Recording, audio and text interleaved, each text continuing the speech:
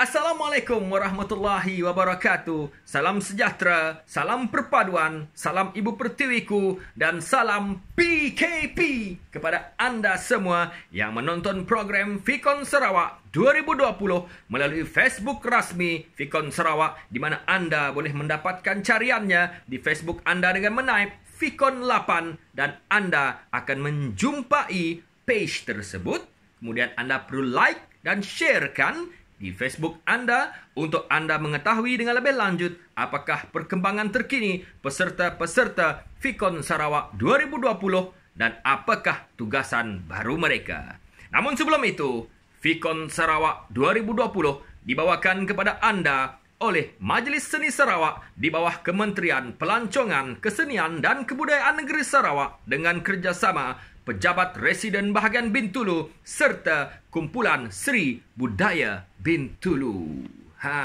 Sebelum kita pergi ke intipati yang seterusnya, saya Hafiz Abdul Rani selaku pengacara rasmi Fikon Sarawak 2020 ingin mengucapkan selamat Hari Raya Aidilfitri Maaf Zahir dan Batin serta selamat menyambut Hari Gawai Dayak Gayu Guru Gerai Nyamai kepada anda semua yang menyambut dua perayaan ini di Malaysia dan terutamanya di Sarawak khususnya. Dan juga ucapan ini kepada kesemua peserta Fikon Sarawak 2020 dan kepada tim produksi dan tidak lupa yang utamanya kepada Abang Tuah Jili kita, di mana beliau juga baru saja menyambut hari lahirnya yang ke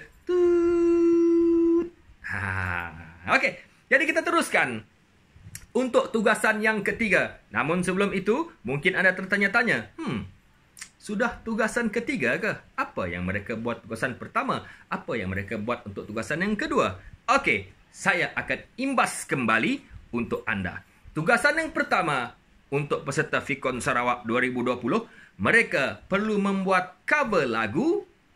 Dan untuk tugasan yang kedua, mereka perlu membuat tugasan tarian. Dan kini, tugasan ketiga untuk peserta Fikon Sarawak 2020 adalah jeng jeng jeng. Mereka perlu berlakon secara solo. Adakah peserta-peserta Fikon Sarawak 2020 mempunyai bakat dalam bidang lakonan?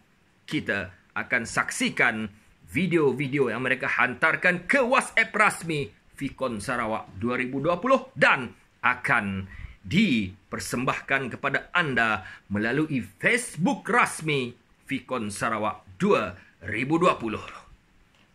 Sebelum kita pergi ke syarat-syarat yang perlu diikuti oleh setiap peserta Fikon Sarawak 2020 untuk tugasan mereka yang ketiga, di sini saya ingin bacakan kepada anda apakah yang bakal dibawa pulang oleh kesemua peserta ataupun pemenang-pemenang yang bakal menjuarai kategori-kategori yang dipertandingkan di dalam pertandingan Fikon Sarawak 2020. Pertama adalah hadiah galakan Fikon Sarawak musim yang ke-8.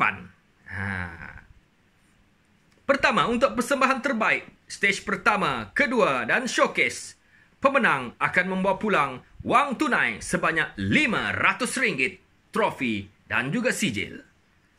Untuk kategori vokal terbaik, pemenang akan membawa pulang wang tunai sebanyak RM500 beserta dengan trofi dan juga sijil. Untuk kostum terbaik, peserta ataupun pemenang akan membawa pulang wang tunai sebanyak RM300 beserta dengan trofi dan juga sijil. Untuk persembahan terbaik, pemenang akan membawa pulang wang tunai sebanyak RM300 beserta dengan trofi dan juga sijil.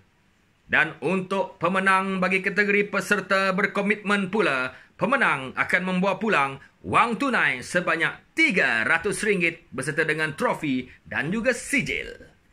Itu baru hadiah galakan.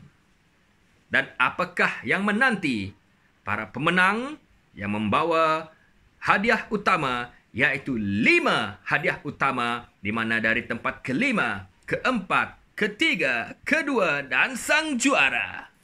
Kita bacakan. Tempat kelima peserta ataupun pemenangnya akan membawa pulang wang tunai sebanyak RM500 beserta dengan trofi dan juga sijil.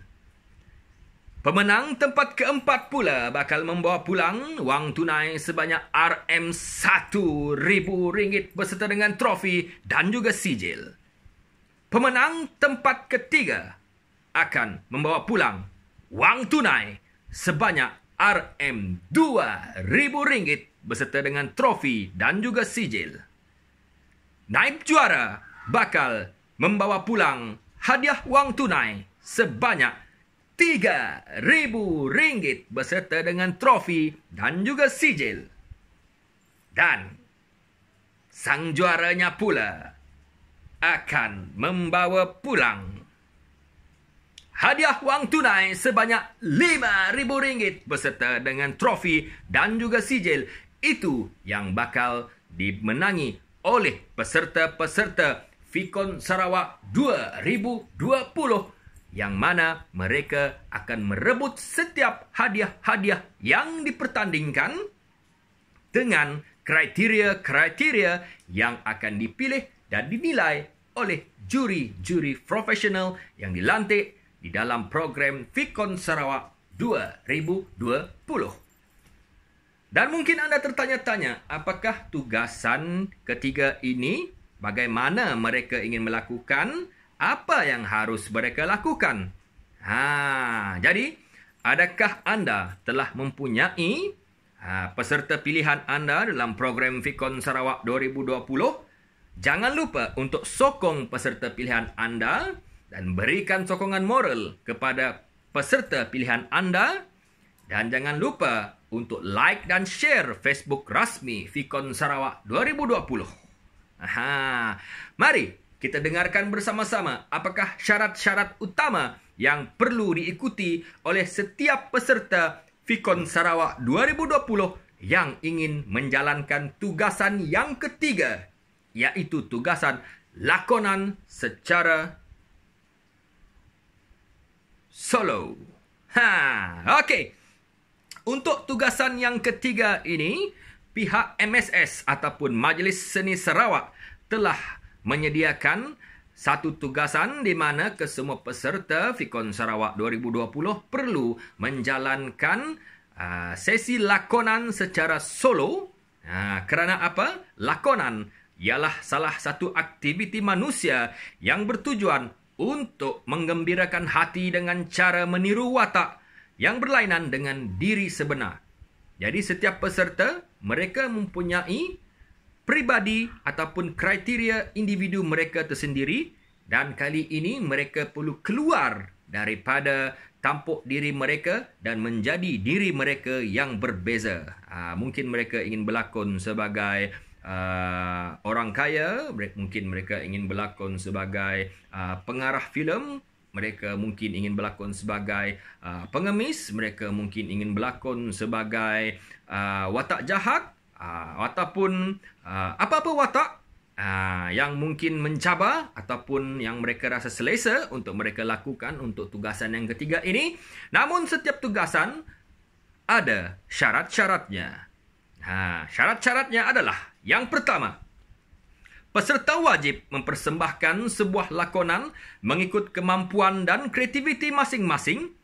Ianya lebih kepada monolog ataupun solo.